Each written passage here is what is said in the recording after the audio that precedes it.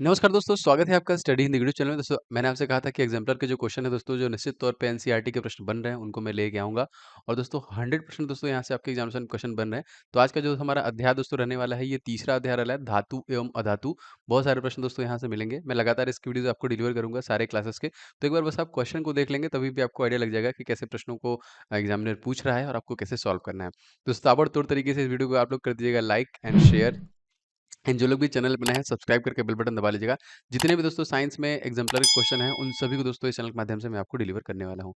चलिए शुरू करते हैं और देखते हैं सबसे पहले प्रश्न से। सभी प्रश्नों को बहुत ध्यान से देखिएगा। दोस्तों क्वेश्चन नंबर पहला है आपका कि धातुएं निम्नलिखित में से कौन सा गुणधर्म नहीं दर्शाती हैं ना, नॉट के फॉर्म में दिया हुआ है। विद्युत चालकता, धात्विक प्रकृति, जो कि द्युतिहीनता या फिर तन्यता। तो नहीं की बात करें दोस्तों तो यहाँ पे देखिए हो जाएगा आंसर ऑप्शन नंबर सी। ये जो है दोस्तों, जो कि धातु का कोई भी गुणधर्म नहीं है यहाँ पे, ठीक है। मतलब विद्युत चालकता होती है, धात्विक प्रकृति होती है, तन्यता होता है, लेकिन सी ऑप्शन यहाँ पे गलत हो जाएगा। अच्छा आगे देखते हैं क्वेश्चन हमारा दूसरा क्या है। क्वेश्चन देखिए, धातुओं के पतले तार खींचे जाने के गुण को दोस्तों हम लोग क्या कहते हैं। पतले तार खींचे जाने के गुण दोस्तों हम लोग क्या कहते हैं। दोस्तों इसे हम लोग बोलते हैं तन्यता। क्या बोलते हैं, ए इस क्वेश्चन का हो जाएगा। इसको देखिए हम लोग क्या बोलते हैं, तन्यता। याद रखिएगा, सभी प्रश्नों को देखिएगा। तीसरा दोस्तों यहाँ पे प्रश्न है, खाना पकाने के बर्तन बनाने में एल्यूमिनियम काम आता है। एल्यूमिनियम के कौन से गुणधर्म इसके लिए दोस्तों उत्तरदायी है। अब यहाँ पे देखिए क्वेश्चन को कुछ ज्यादा बड़ा किया गया है। जैसे आपको चारों ऑप्शन आपको पढ़ने पड़ेंगे, उसके बाद आंसर करना पड़ेगा। पहला ऑप्शन कह रहा है उच्च उष्मीय चालकता, उच्च विद्युत चालकता, तन्यता और उच्च गलनांक। तो यहाँ पे कौन उत्तरदायी है, किन्हीं दो को आपको ऑप्शन करना है। जैसे यहाँ पे देखिए ए और दूसरा दिया हुआ है, पहला और तीसरा दिया हुआ है, दूसरा और तीसरा दिया हुआ है, और आपके पहला और चौथा दिया हुआ है। तो कोई दिक्कत नहीं है। यहाँ पे देखिए जो सही आंसर हो जाएगा वो हो जाएगा ऑप्शन नंबर डी, मतलब पहला और चौथा। उच्च उष्मीय चालकता और उच्च गलनांक, जो एल्युमिनियम काम में आता है स्पेशली, ये इसी अपने गुणधर्म की वजह से दोस्तों काम में आता है, जिसकी चालकता जो कि उष्मीय चालकता ज्यादा हो और उच्च गलनांक हो। क्लियर। आगे बढ़ते हैं क्वेश्चन में। क्वेश्चन था, निम्नलिखित में से कौन सा धातु ठंडे या गर्म जल के साथ कोई भी क्रिया नहीं करता है। तो जी हाँ दोस्तों, आप सभी को अच्छे से पता है दोस्तों, ये हो जाएगा आपका ऑप्शन नंबर डी। ये किसी के साथ, जाहिर सी बात है, आप सभी लोग अच्छे तरीके से जानते हैं। आगे बढ़ते हैं क्वेश्चन में। क्वेश्चन अगला है आपका कि आयरन तथा भाप की लंबे समय तक अभिक्रिया में, वही आयरन वाली बात है जो लास्ट क्वेश्चन में था, आयरन निम्नलिखित में से कौन सा ऑक्साइड प्राप्त होगा या फिर होंगे। ठीक है, तो ये भी क्वेश्चन देखिए इंपॉर्टेंट है। यहाँ पे देखिए क्या है, चार ऑप्शन आपको दिए गए हैं, इनमें से किसी एक का आपको आंसर करना पड़ेगा। तो यहाँ पे देखिए जो सी होगा, जो तो इस आंसर का हो जाएगा Fe3O4। क्वेश्चन क्या कह रहा है, आयरन तथा भाप की एक लंबे समय तक दोस्तों अभिक्रिया की जाए। मतलब हम कह सकते हैं यहाँ पे कि 3Fe, ठीक है, ये है आपका। और जो भाप है दोस्तों मतलब H2O, ठीक है। तो यहाँ पे इसका हम अभिक्रिया कराएंगे तो दोस्तों आपको Fe3O4 यही आपका प्राप्त होगा। यहाँ पे ऑप्शन नंबर सी में दिया होगा। तो रासायनिक अभिक्रिया भी मैं आगे पढ़ाऊंगा, वो भी सारे चैप्टर से देखिए, वहां से भी प्रश्न आपके परीक्षा में बन रहे हैं। आगे देखते हैं। छठवां क्वेश्चन देखिए, क्या होता है जब कैल्शियम को जल के साथ अभिकृत किया जाता है। तो कैल्शियम को दोस्तों जब जल के साथ अभिक्रिया करते हैं तो आप याद रखिएगा, यहाँ पे देखिए ऑप्शन, अच्छा यहाँ पे भी डबल ऑप्शन दिया हुआ है, पढ़ना पड़ेगा हमको फिर से। देखिए देखिए, यह जल से क्रिया नहीं करता है, यह जल से प्रचंड क्रिया करता है, यह जल से कम प्रचंड क्रिया करता है, बने हुए हाइड्रोजन गैस के बुलबुले कैल्शियम सतह पर चिपकते हैं। तो फिलहाल दोस्तों इस क्वेश्चन का जो सही आंसर क्या होगा, यहाँ पे देखिए चारों ऑप्शनों में से, अब ऑप्शन देखिए ए बी सी डी आपको दिया हुआ है, पहला चौथा है, दूसरा तीसरा है। तो इसमें से आपको समझना पड़ेगा कि कौन सा सही आंसर हो जाएगा।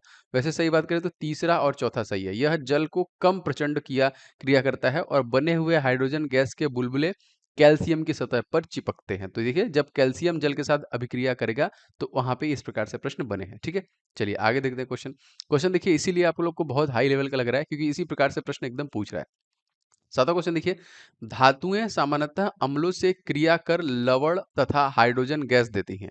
निम्नलिखित में से कौन सा अम्ल जो कि मैग्नीशियम एंड मैग्नीज की अतिरिक्त अभिक्रिया करके हाइड्रोजन यहाँ पे दे दिया है, किसके साथ नहीं करना है। देखिए हाइड्रोजन गैस नहीं देती है ना, आपको नहीं की फॉर्म बताना है। H2SO4 HCl है, ठीक है, HNO3 है, या फिर उपयुक्त में से सभी। तो फिलहाल इस क्वेश्चन का देखिए हो जाएगा HNO3C is the right answer. ये क्या है दोस्तों, क्वेश्चन फिर से पढ़िए। ये धातुएं सामान्यतः अम्लों के साथ क्रिया करके लवण और हाइड्रोजन गैस देती हैं, लेकिन वो कौन है जो हाइड्रोजन गैस नहीं देती है, ये आपको बताना है। ठीक है, तो सी हो जाएगा HNO3, मोस्ट इंपोर्टेंट, याद रखिएगा। चलिए आगे देखते हैं क्वेश्चन। क्वेश्चन था दोस्तों, एक्वा रेजिया का संयोजक क्या होगा? 8वां क्वेश्चन हमारा दोस्तों यहाँ पे। तो यहाँ पे देखिए हो जाएगा आपका सी से हो जाएगा, जो कि आपका है जो कि सांद्र HCl और सांद्र HNO3 इसका रेशियो दिया हुआ है 3:1 का। तो यही देखिए रेशियो आपका स्पेशली होता है किसके लिए? एक्वा रेजिया का। ठीक है? चलिए अम्लराज। आगे बढ़ते हैं। निम्नलिखित में से कौन सा आयनिक यौगिक नहीं है? एक बार फिर से आपको सबको समझना पड़ेगा ना। हाइड्रोक्लोरिक अम्ल दिया हुआ है, NaCl दिया हुआ है, तो सारा कुछ यहाँ पे देखिए सोडियम क्लोराइड है, KCl दिया हुआ है, HCl दिया हुआ है, CCl4 दिया हुआ है, तो कौन है जो क्या है? आयनिक यौगिक नहीं है। तो इन सभी ऑप्शनों में से भी देखिए 2 ऑप्शन का हमको चयन करना पड़ेगा। तो फिलहाल इस क्वेश्चन का जो सही आंसर हो जाएगा वो हो जाएगा ऑप्शन नंबर बी, क्योंकि दूसरा और तीसरा आपका HCl एंड CCl4 दोनों दोस्तों आयनिक यौगिक नहीं है। तो याद रखिएगा। आगे बढ़ते हैं, क्वेश्चन देखते हैं।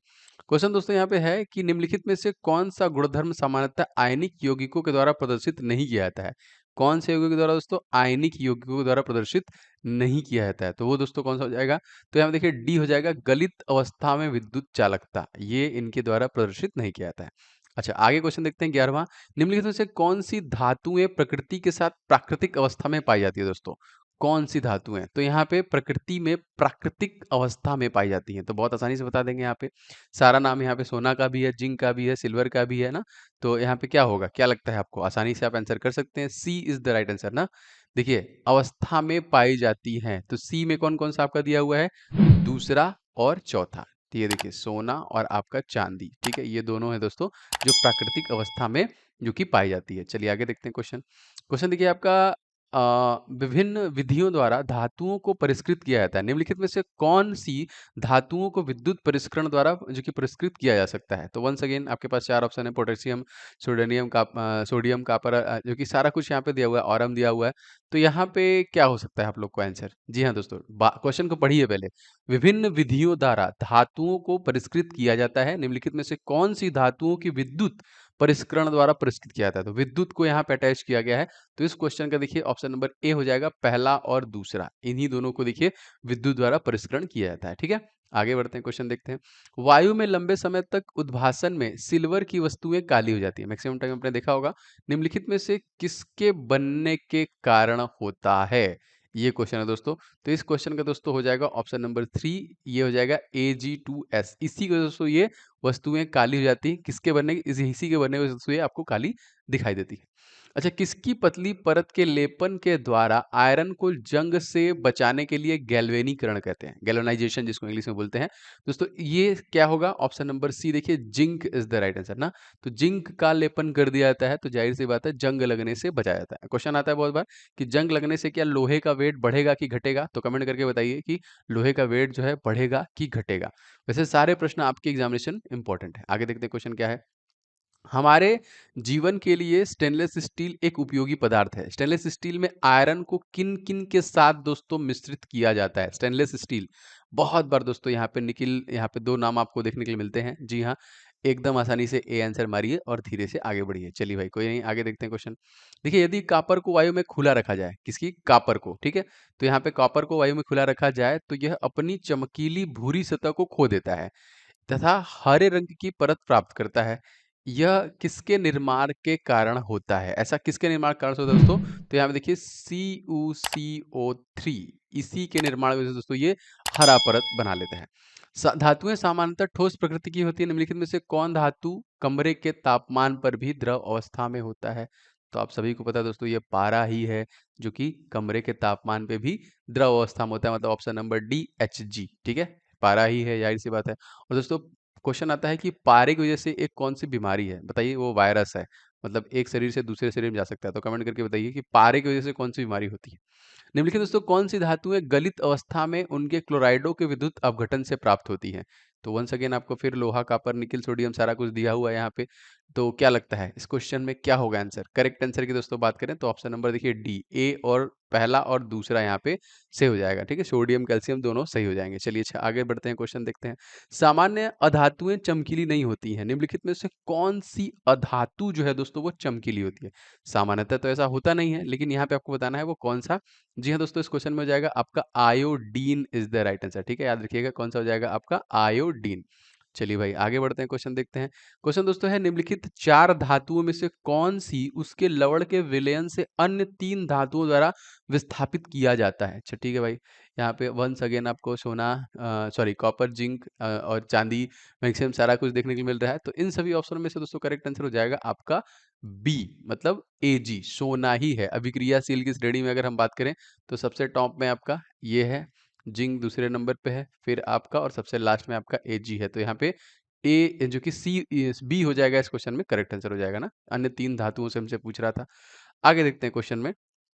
अब दोस्तों क्वेश्चन है, 3 चिन्हित परख नली ए, बी तथा सी में क्रमशः सांद्र HCl, सांद्र HNO3 तथा सांद्र HCl एवं सांद्र HNO3 का रेशियो रख दिया हुआ है 3:1 में। ठीक है, प्रत्येक परख नली में धातु का एक छोटा टुकड़ा डाला गया। परख नली ए तथा बी में कोई परिवर्तन हुआ, परंतु परख नली सी में धातु घुल गई। इसका रीजन क्या है? जी हाँ दोस्तों, B is the right answer यहाँ पे, ऑरम। ठीक है, इसका रीजन हमसे पूछा है, क्यों घुल गया, सिंपल यहाँ पे B is the correct answer. तो किसमें का आंसर क्या हो जाएगा? बी। चलिए आगे देखते हैं क्वेश्चन। क्वेश्चन था दोस्तों, एक मिश्रातु, मिश्रातु दोस्तों क्या है? एक तत्व है, यौगिक है, समांगी मिश्रण है, फिर विषमांगी मिश्रण है। तो करेक्ट आंसर दोस्तों ये एक समांगी मिश्रण हो जाएगा। 23वां क्वेश्चन देखिए, एक विद्युत अपघटनी सेल दोस्तों बनता है। विद्युत अपघटनी सेल, जी हाँ दोस्तों, 23वां है दोस्तों ऑप्शन नंबर बी, ऋणावेशित एनोडों से बनता है। बी दूसरा सही हो जाएगा इस क्वेश्चन में। अच्छा नहीं, सॉरी, एक मिनट, दो चार नीचे और ऑप्शन दिया हुआ है ना, तो यहाँ पे सही आंसर हो जाएगा इसका तीसरा और चौथा होगा मेरे हिसाब से। देखिए ये आंसर नहीं होगा, सॉरी, यहाँ पे देखिए, इसको मैं मिटा देता हूँ, ये आंसर आपका नहीं होगा। ये आंसर हो जाएगा इसका, इसका हो जाएगा तीसरा और चौथा, मतलब धनावेशित एनोड से ऋणावेशित एनोड से। विद्युत अपघटनी सेल के बारे में बात हो रही है, तो याद रखेंगे ऑप्शन नंबर यहाँ पे थर्ड एंड फोर्थ करेक्ट हो जाएगा। थर्ड एंड फोर्थ कोई ऑप्शन में है, बी वाले ऑप्शन में दिया हुआ है, और ये इसका सही आंसर हो जाएगा। आगे देखते हैं क्वेश्चन। जिंक के विद्युत परिष्करण के दौरान यह, जिंक के विद्युत परिष्करण के दौरान यह, चार ऑप्शंस को पढ़िए, उसके बाद आपको आंसर करना है।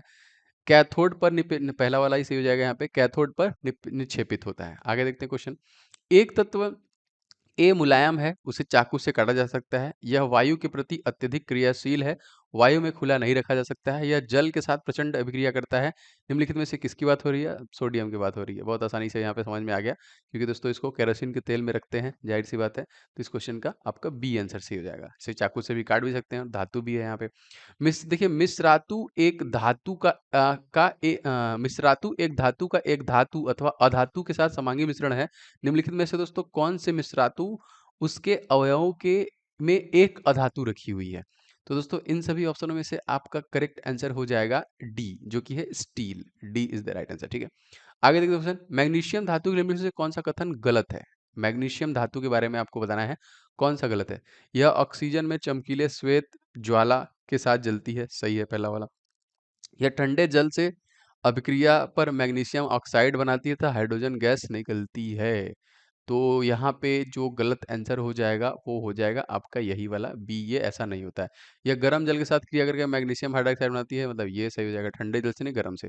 या भाप के साथ मैग्नीशियम हाइड्रो, जी बिल्कुल, ये भी देखिए सही हो जाएगा, लेकिन यहाँ पे ठंडे जल के साथ नहीं होगा। ठीक है, आगे क्वेश्चन देखते हैं। निम्नलिखित में से कौन सी मिश्रातु में मरकरी उसके एक अवयव के रूप में दोस्तों होता है? तो यहाँ पे 28वां है, स्टेनलेस स्टील है। अच्छा, यहाँ पे देखिए सही आंसर की बात करें अगर, तो ऑप्शन नंबर डी हो जाएगा, जिंक, जो कि अमलगम होगा यहाँ पे। अच्छा, आगे बढ़ते हैं, क्वेश्चन देखते हैं और कौन कौन से यहाँ पे हैं, किस प्रकार से। देखिए एक्स तथा वाई के मध्य अभिक्रिया पर यौगिक जेड बनता है। एक्स इलेक्ट्रॉन खोता है जबकि वाई इलेक्ट्रॉन ग्रहण करता है। निम्नलिखित में से जेड कौन सा गुण जेड नहीं दर्शाता है? तो यहाँ पे देखिए एक खो रहा है और एक आपका ग्रहण कर रहा है। तो इस हिसाब से देखिए ऑप्शन नंबर हो जाएगा बी, निम्न गलनांक को ये सूचित करता है। जी हाँ, निम्न गलनांक को सूचित करता है। चलिए भाई ठीक है, नेक्स्ट क्वेश्चन देखते हैं, और हमारा अगला जो क्वेश्चन है वो क्या है? क्वेश्चन दोस्तों है यहाँ पे कि क्वेश्चन देखिए, 3 तत्व हैं एक्स, वाई तथा जेड, इनके इलेक्ट्रॉनिक विन्यास क्रमशः दिए गए हैं। देखिए एक्स का 28, वाई का 287 एंड जेड का 282। निम्नलिखित में से कौन सा कथन सही है? इलेक्ट्रॉनिक विन्यास की दृष्टि से इन सभी ऑप्शन में से कौन सा कथन दोस्तों सही है, आपको ये बताना है। तो दोस्तों इस क्वेश्चन का दोस्तों जो सही आंसर हो जाएगा वो आपका हो जाएगा ऑप्शन नंबर डी, वाई अधातु है तथा जेड एक धातु है। तो इस क्वेश्चन में देखिए आपका डी आंसर बिल्कुल करेक्ट हो जाएगा।